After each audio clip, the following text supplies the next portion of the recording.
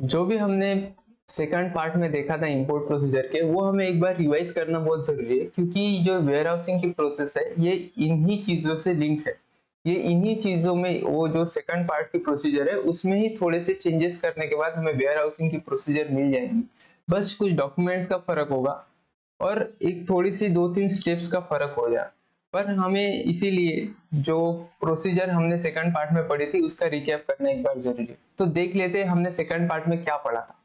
Second part में हमने देखा था कि जब गुड्स इंपोर्टर के पोर्ट पे यानी इंडियन पोर्ट पे आते हैं तो वो किसी के पास हमें रखने पड़ते हैं, क्योंकि उस पे कस्टम ड्यूटी अभी तक पे नहीं हुई रहती। और अगर वो उस केस में वो गुड्स अगर लॉस हो गए या फिर वो गुड्स अगर इंपोर्टर लेके गया तो उसमें से जो ड्यूटी का नुकसान वो गवर्नमेंट को हो जाएगा। तो इसीलिए एक पर्सन के पास एक गुड स्टोर किए जाते हैं, उसका नाम होता है कस्टोडियन। फिर हमने देखा था कि कस्टोडियन की रिस्पॉन्सिबिलिटी क्या थी, कस्टोडियन की लाइबिलिटी क्या थी, और फिर ये भी देखा था कि कस्टोडियन को कौन अपॉइंट करता है। Board of trustees versus union of India का एक केस भी देखा था 2009 का, जिसमें मुंबई पोर्ट का मेजर पोस्ट ट्रस्ट एक्ट के अंदर आता है, वो लायबिलिटी पे करने के लिए क्यों लायबल नहीं है, ये भी हमने उस केस में देखा था।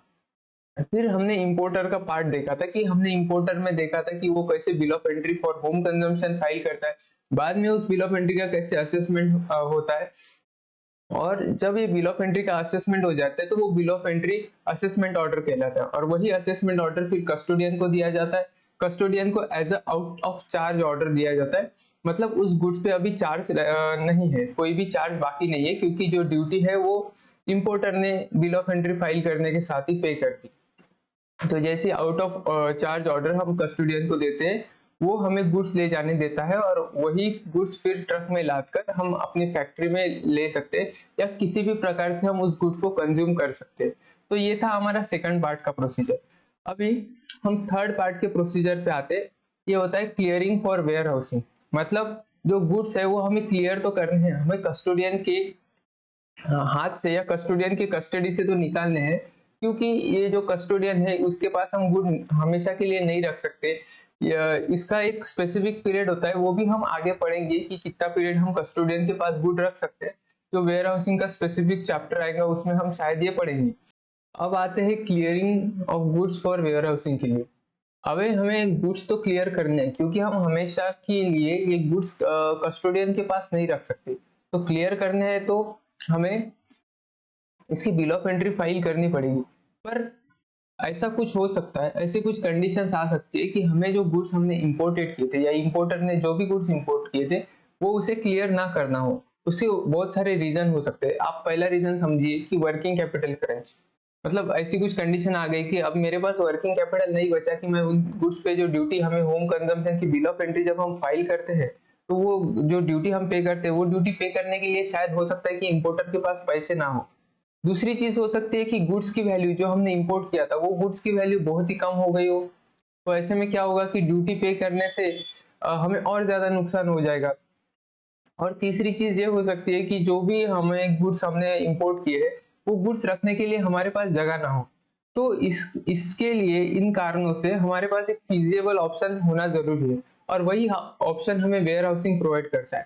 वेयर हाउसिंग में क्या होता है, जो भी गुड्स हम इंपोर्ट करते हैं वो कस्टोडियन के हाथ से निकाल के वेयर हाउस में हम रख देते हैं। किसके वेयर हाउस में? तो वो वेयर हाउस होता है कस्टम्स का, कस्टम डिपार्टमेंट का। वो कस्टम डिपार्टमेंट मेंटेन करते हैं, कस्टम डिपार्टमेंट ही उसका अप्रूवल देते हैं। तो जब तक हम कस्टम वेयर हाउस में गुड्स रखते हैं हमें उस पर ड्यूटी पे करने की जरूरत नहीं होती। हमें क्यों ड्यूटी पे करने की जरूरत नहीं होती, ये सवाल यहाँ पे उठता है। तो जब तक कस्टम बॉर्डर या जो कस्टम का बॉर्डर होता है वहां से हम बाहर गुड्स ले नहीं जाते तब तक हमें ड्यूटी पे करने की जरूरत नहीं होती।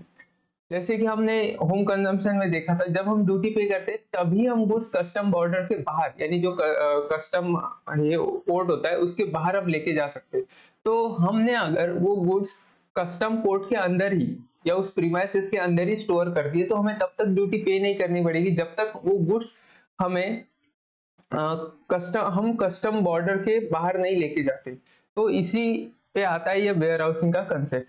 तो वेयर हाउसिंग में क्या होता है, जो कस्टम डिपार्टमेंट है उनके वेयर हाउसेस उसमें हम गुड्स स्टोर करते हैं। तो हमें कस्टोडियन के पास से गुड तो अभी निकालनी ही है, तो हमें बिल ऑफ एंट्री तो फाइल करना ही पड़ेगा, क्योंकि उस गुड्स का असेसमेंट होना जरूरी है, क्योंकि जो ड्यूटी जो लायबिलिटी है वो उसका कैलकुलेशन होना जरूरी है। तो इसी वजह से इंपोर्टर को जब गुड्स यहाँ पे पोर्ट से कस्टोडियन के पास आते हैं तो इंपोर्टर को जो बिल ऑफ एंट्री है वो एक दिन पहले फाइल करनी होती है। ये हमने सेकंड पार्ट में पढ़ा था। तो suppose importer bill of entry file करता है, पर कुछ कारणों से जो हमने अभी डिस्कस की, उस कारणों की वजह से वो गुड्स क्लियर नहीं करना चाहता, वो उन गुड्स पे ड्यूटी पे नहीं करना चाहता, तो क्या करेगा इंपोर्टर? फिर वेयर हाउसिंग के लिए रिक्वेस्ट करेगा। अब ये वेयर हाउसिंग के लिए रिक्वेस्ट कैसे की जाती है? वेयर हाउसिंग के लिए रिक्वेस्ट करना कोई ज्यादा डिफरेंट काम नहीं है। जो बिल ऑफ एंट्री हमने सेक्शन 46 में फाइल की थी, उसी बिल ऑफ एंट्री को हमें फाइल करना है, बस उसमें एक और सेक्शन ऐड हो जाएगा, सेक्शन 59। सेक्शन 59 कहता है कि सेक्शन 59 को समझने से पहले ये समझते हैं सेक्शन 46 में हमने क्या देखा था। सेक्शन 46 में हमने bill of entry for home consumption file करना सीखा था, पर और उसके साथ हमने पेमेंट भी किया था। पर जैसे हम वेयर हाउस करते हैं, हमारा मेन मोटिव यही होता है कि हम जो ड्यूटी है उसको डिफर, उसका पेमेंट डिफर करें, यानी हम पेमेंट बाद में करें।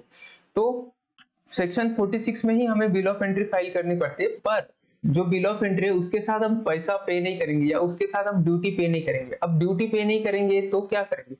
तो उसके साथ हम एक बॉन्ड फॉर्म करेंगे कस्टम के साथ, कि बॉन्ड यानी क्या होता है? बॉन्ड यानी एक एग्रीमेंट होता है कि हम ये ड्यूटी पे करने वाले हैं, ये हम कस्टम के साथ कॉन्ट्रैक्ट बना लेंगे, ये हम हमारी लायबिलिटी कस्टम के साथ डिक्लेयर कर देंगे।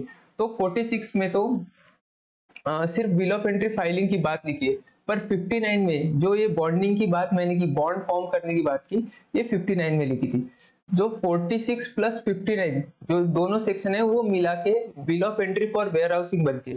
जो bill of entry for warehousing बनती है, जो नॉर्मल हमारी बिल ऑफ एंट्री होती है सिर्फ वैसे ही होता है, बस उस बिल ऑफ एंट्री में कुछ चेंजेस होते हैं वो हम देख लेते हैं। यहाँ पे लिखा है कि bill of entry for home consumption, पर यहाँ पे जब हम वेयर हाउसिंग की बिल ऑफ एंट्री फॉर्म करेंगे, यहाँ पे सेम चीज आएंगी, बस यहाँ पे डिफरेंस आएगा कि bill of entry for warehousing यहाँ पे लिखा हुआ होगा, बाकी सब जो डिटेल है वो सेम आ जाएगी। तो ये हो गया हमारा सेक्शन 46 प्लस 59 यानी bill of entry for warehousing. जब हम वेयर हाउसिंग की बिल ऑफ एंट्री फाइल करते हैं और हमारा बॉन्ड क्रिएट कर देते हैं, तब उसके बाद में जो आगे की प्रोसीजर है वो लगभग सेम रहती है। असेसमेंट की जो प्रोसीजर है वो असेसिंग ऑफिसर के पास जाता है, फिर वो सब चेक करता है प्रॉपर ऑफिसर।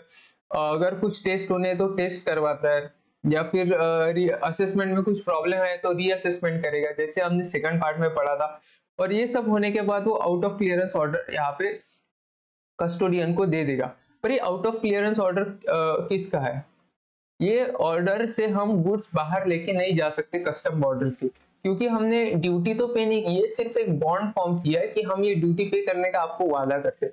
तो ये उससे कस्टोडियन से गुड लेके हम वेयर हाउस में स्टोर करते हैं, कस्टम वेयर हाउस में। तो कस्टम वेयर हाउस में स्टोर करने के बाद हमें गुड की सेफ्टी की फिक्र करने की जरूरत नहीं होती, और हमें उसी समय ड्यूटी पे करने की भी जरूरत नहीं होती। तो ये था फिर जो हम कस्टोडियन से गुड्स निकाला और ये हमने वेयर हाउस में रख दिया। अब ऐसा होगा कि वेयर हाउस में हमें वेयर हाउस से हमें कभी ना कभी तो गुड्स निकालनी ही पड़ेगी, क्योंकि उसे उसकी गुड्स की जरूरत तो हमें पड़ने ही वाली है। तो ऐसे में क्या करें? तो ऐसे में और एक सेक्शन आता है, जो वेयर हाउसिंग होता है उसमें एक स्पेसिफिक डेट होता है, स्पेसिफिक समय होता है जिसके लिए हम वेयर हाउसिंग कर सकते हैं। उस वेयर हाउसिंग के और भी कुछ प्रोविजंस होते हैं कि वेयर हाउस का जो है वो कौन अपॉइंट करेगा, वेयर हाउस कहाँ पे होंगे, वेयर हाउस के कितने टाइप्स होते हैं, वेयर हाउस में इंटरेस्ट कैसे लगेंगे, और भी चार्जेस कैसे कैलकुलेट होंगे, ये सभी जो सेक्शंस है और उससे जुड़ी जो प्रोसीजर्स है वो हम वेयर हाउसिंग चैप्टर में पढ़ेंगे। बट यहाँ पे हम ऊपरी पढ़ रहे हैं कि एक वेयर हाउस है और उस वेयर हाउस में हमारे गुड्स स्टोर किए। अब उस वेयर हाउस से हमें गुड्स निकालने हैं। तो गुड्स निकालने हैं तो एक जो प्राइमा फेसी कंडीशन हमारी रहती है कि कस्टम्स के बाहर ले जाना है तो हमें ड्यूटी पे करना होगा, वो हमें पे करना पड़ता है। तो अब हम ड्यूटी कैसे पे करेंगे? तो ड्यूटी पे करने के लिए फिर से हमें एक बिल ऑफ एंट्री फाइल करनी पड़ेगी। जैसे हमने bill of entry for home consumption file किया था, वैसे ही हमें एक बिल ऑफ एंट्री फाइल करनी पड़ेगी जहां पे हमें पेमेंट करना पड़ेगा उस बिल ऑफ एंट्री के साथ। जितना भी गुड्स हम निकाल रहे हैं, सपोज हमने वेयर हाउसिंग से 100 टन गुड्स अगर वेयर हाउस में डाले हैं और उसमें से हमें 10 टन निकालने हैं, तो वो 10 टन निकालने के लिए उस 10 टन गुड्स की हमें बिल ऑफ एंट्री फाइल करनी पड़ेगी। अब इस बिल ऑफ एंट्री को हम क्या कहेंगे, उसे कहेंगे x bond bill of entry, और ये फॉर्म फाइल होती है सेक्शन 68 के अंदर।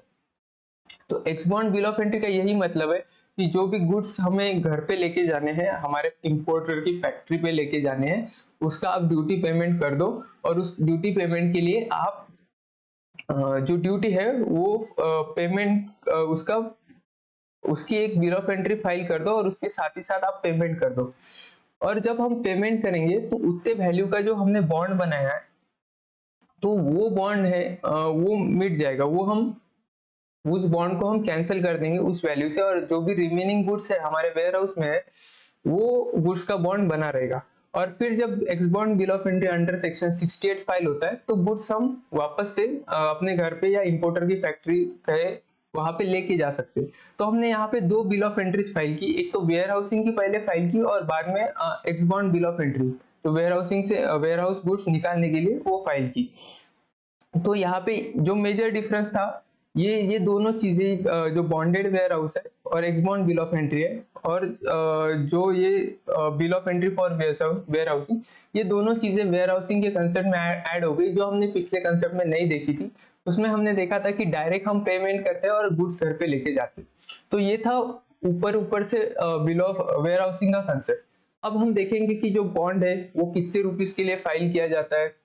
बॉन्ड फाइल करना यानी क्या होता है, बॉन्ड के साथ हमें और क्या चीजें फाइल करनी पड़ती है, और भी बहुत कुछ चीजें हैं वो हम सीखेंगे।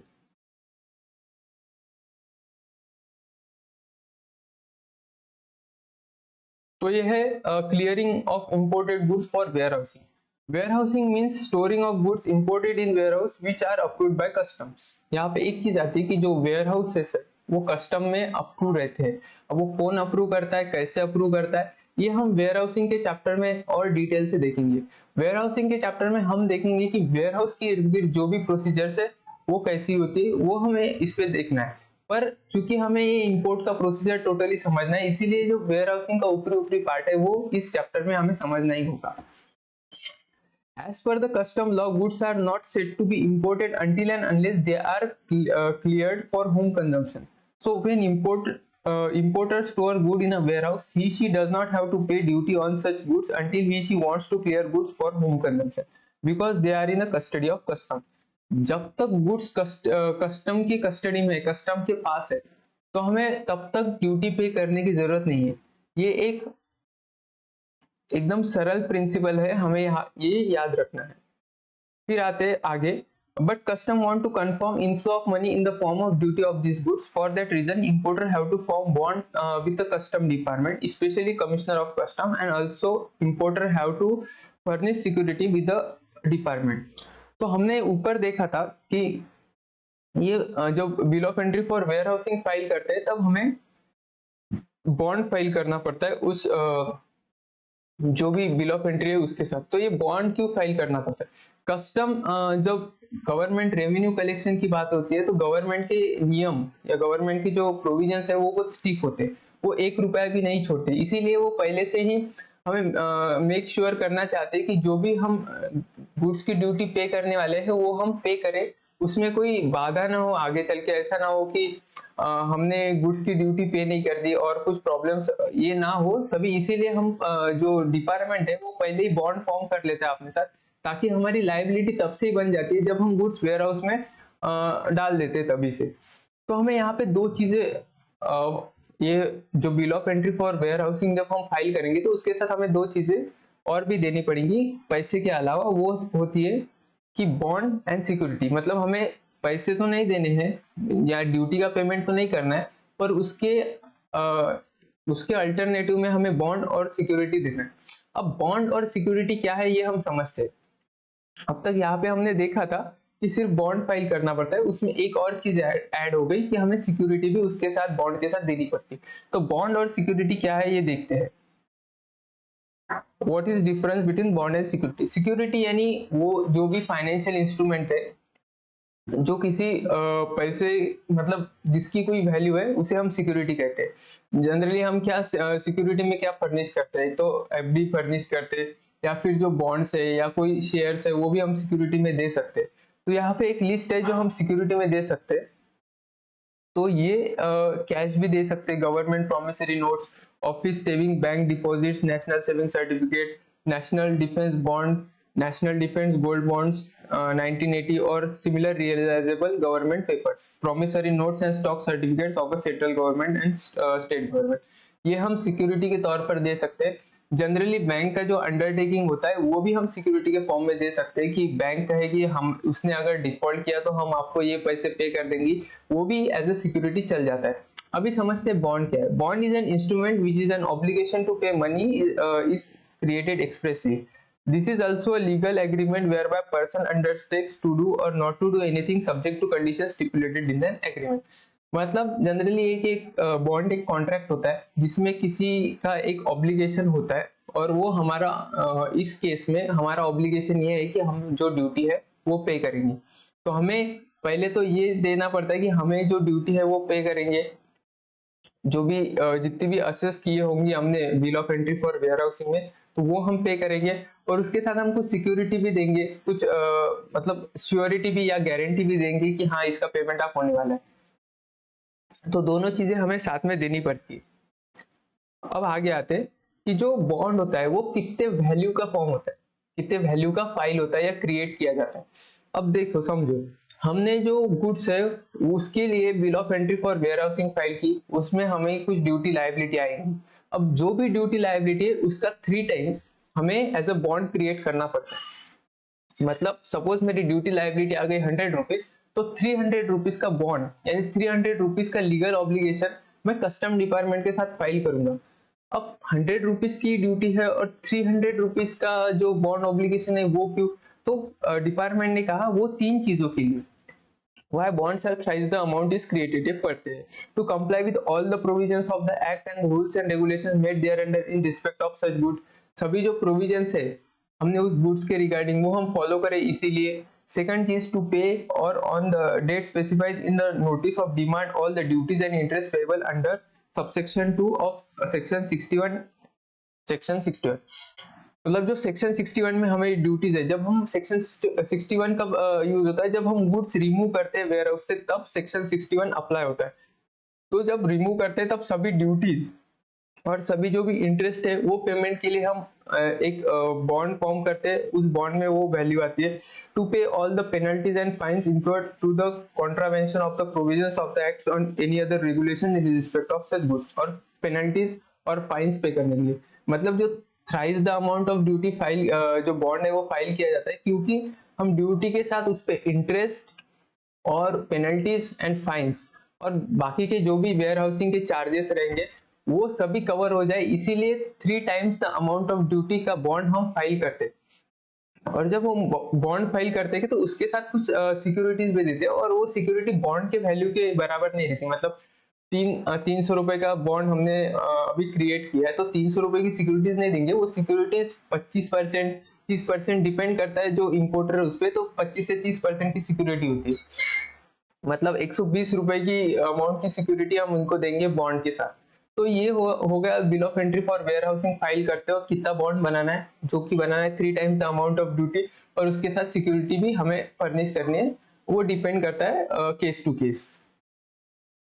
और बाद में हमने देखा था कि ये ड्यूटी कौन कौन सी चीजें कवर करती है। पहले तो कोई भी प्रोविजन का कॉन्ट्रावेंशन ना करे, ये कवर करती है। सेकंड चीज कि हमने जो भी गुड्स की ड्यूटी है वो पे करे, उसके साथ इंटरेस्ट पे करे, ये कवर करती है। और थर्ड चीज होती है जो भी पेनल्टी है और जो भी फाइन है वो भी कवर हो जाए उस बॉन्ड की जो अमाउंट है उसमें।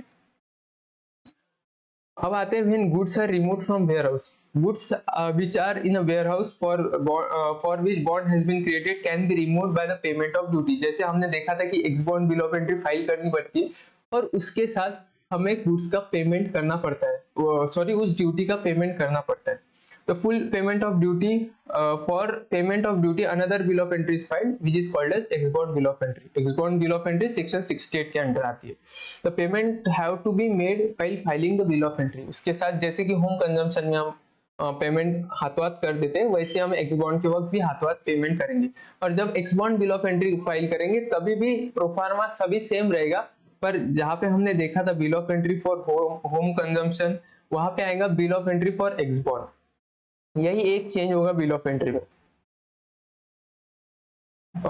Any quantity of goods can be remove from warehouse. जरूरी नहीं है कि जो बिल ऑफ एंट्री, जो वेयर हाउसिंग की बिल ऑफ एंट्री फाइल की थी वो थी 100 गुड्स के लिए, और मैं निकाल रहा हूँ तो मुझे 100 गुड्स ही निकालने पड़ेगी, ये बात जरूरी नहीं है।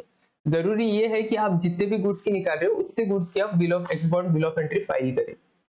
एग्जाम्पल दिया है, 100 tons of goods are deposited in warehouse, then importer can remove as much quantity as he wants by filing export bill of entry and making payment। मतलब पेमेंट करने से कितने भी गुड्स हम निकाल सकते हैं जो भी हमारे वहां पे स्टोर्ड है उतने।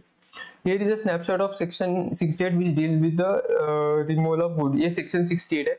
section 68 एक्सबॉन्ड बिल ऑफ एंट्री के बारे में बात करता है, और वो क्या बोलता है हम देखते हैं।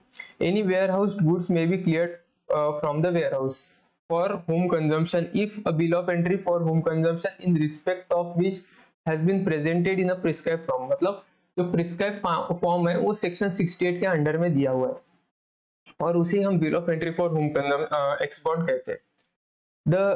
The import duty, interest, fine and penalties payable in respect of such goods have been paid। यानी पेमेंट करना पड़ेगा सभी चीजों का। And order of clearance of such goods for home consumption have been made for proper officer। जब हम उसका payment करेंगे तब जो असेसमेंट की प्रोसीजर होंगी वो वापस से होंगी, और उसका एक प्रॉपर ऑफिसर ऑर्डर बनाएगा और उसे असेसमेंट ऑर्डर बोलेंगे, और वो ऑर्डर आने के बाद हम उसको वेयर हाउस जो कीपर है उसको दिखाएंगे कि ये हमारा ऑर्डर, ये हमने पेमेंट किया इतने गुड्स के लिए, तो ये गुड्स हमें ले जाने की परमिशन दी जाए। वो गुड्स हमें लेके जाने की परमिशन जो वेयर हाउस कीपर है वहां का वो ले जाने देगा, वो परमिशन दे देगा। तो हमने बहुत सारी बिल ऑफ एंट्रीज देखी है, तो ये क्या क्या होती है उसमें एक थोड़ा डिस्टिंक्शन कर लेते हैं, और उसका जो थोड़ा समरी में है वो समझ लेते हैं। सबसे पहले सेकंड पार्ट में, यानी जो होम कंजम्पशन का था, डायरेक्ट हम होम कंजम्पशन के लिए गुड्स क्लियर करते थे, उसमें हम बिल ऑफ एंट्री फाइल करते थे फॉर होम कंजम्पशन। और होम कंजम्पशन की बिल ऑफ एंट्री का कलर है व्हाइट। अब ये कलर की क्या चीज है, जब पहले मैनुअल फाइलिंग होती थी, जो इलेक्ट्रॉनिक नहीं होती थी, उसमें क्या करते थे कि बिल ऑफ एंट्री के डिफरेंट डिफरेंट कलर दिए जाते थे। वो कलर एक कन्वीनियंस के लिए दिए जाते थे, जैसे कि bill of entry for home consumption के लिए व्हाइट कलर, तो जो भी ऑफिसर है उसको देखने पर से ही पता चलेगा कि ये होम कंजम्पशन के लिए। फिर bill of entry warehousing के लिए येलो कलर दिया जाता था, और एक्सबॉन्ड बिल ऑफ एंट्री के लिए ग्रीन कलर। फिर जो होम कंजम्पशन की बिल ऑफ एंट्री है वो हम जब डायरेक्टली होम कंजम्पशन के लिए गुड्स क्लियर कर रहे हैं, और जब वेयर हाउसिंग के थ्रू नहीं कर रहे तब फाइल की जाती है। डायरेक्ट जब होम कंजम्पशन के लिए गुड्स क्लियर करना है तब white bill of entry file करेंगे, और पेमेंट उसके साथ ही, payment of duty is made, payment उसके साथ ही देना पड़ेगा। और ये बिल ऑफ एंट्री सेक्शन 46 के अंदर आती है, और उसका फॉर्म का नंबर है फॉर्म 1। फिर अब आती है bill of entry for warehousing, ये येलो कलर की होती है। Goods are deposited in a warehouse, ये गुड्स कस्टोडियन से निकाल के वेयर हाउस में रखने के लिए हमें फाइल करने पड़ते हैं। इसमें हम पेमेंट नहीं करते पर हमें बॉन्ड फॉर्म करना पड़ता है। ये बिल ऑफ एंट्री दो सेक्शन मिलाकर बनती है, सेक्शन 46 जो filing of bill of entry की बात करता है, और सेक्शन 59 जो बॉन्ड फॉर्म करने की बात करता है, और इसका फॉर्म नंबर है 2 बिल ऑफ एंट्री का। फिर एक्सबॉन्ड बिल ऑफ एंट्री जो ग्रीन कलर की होती है। फिर ये गुड्स, जब हम गुड्स वेयर हाउस से निकालने के लिए फाइल करते हैं तो तब ये एक्सबॉन्ड बिल ऑफ एंट्री फाइल होती है। Payment of duties made, payment करना पड़ता है ड्यूटी का, उसके साथ ही साथ इंटरेस्ट का, कोई फाइन का या कोई पेनल्टी का, उनका भी पेमेंट हमें इसमें ही करना पड़ता है। सेक्शन 68 के अंडर लिखा होता है, और फॉर्म नंबर 3 इस बिल ऑफ एंट्री का फॉर्म है। तो ये था बिल ऑफ एंट्री के तरीके से मोटी मोटी चीज। अब एक चीज आपको याद रखना है कि हम बॉन्ड बनाते हैं ना, ऊपर आते प्रोसीजर पर, हम बॉन्ड बनाते हैं उस दिन का रेट, और जब bill of entry for ex bond बनाते हैं उस दिन का जो रेट ऑफ ड्यूटी रहता है वो डिफरेंट हो सकता है, और वो डिफरेंट रहता है। उसका कैलकुलेशन कैसे रहता है वो हम अगले कुछ चैप्टर्स में पढ़ेंगे, जब लेवी एंड एग्जेम्पशंस और वैल्यूएशंस का जो जब चैप्टर्स आएंगे उसमें हम पढ़ेंगे। तो ये सब चीजें थी वेयर हाउसिंग के बारे में, और बाद में हमने देखा था कि एनालिसिस किया बिल ऑफ एंट्री का, कि बिल ऑफ एंट्री कौन कौन से प्रकार की होती है। अब हमारी जो इंपोर्ट प्रोसीजर है वो ऑलमोस्ट खत्म हो गई है, बस इसमें एक और पार्ट बाकी है, वो है कि जो ये असेसमेंट वाला पार्ट है, यहाँ पे हमने जब बिल ऑफ एंट्री फाइल करने के बाद उसका जो असेसमेंट होता है, तो असेसमेंट का एक और तरीका होता है प्रोविजनल असेसमेंट करके, वो हम नेक्स्ट पार्ट में पढ़ेंगे। तो ये सभी था हमारे, जो भी होता है वो सभी हमारा जो इंपोर्ट का प्रोसीजर है वो क्लियर हो जाएगा, वो पूरा कंप्लीट हो जाएगा। तो ये था आज का वीडियो, उम्मीद है आपको पसंद आया होगा। अगर कुछ मेरे लिए सजेशंस है तो आप जरूर कमेंट में लिख के बताइए। तो मिलते हैं अगले वीडियो में, हम प्रोविजनल असेसमेंट जो भी है वो पढ़ लेंगे। तो तब तक के लिए जय हिंद।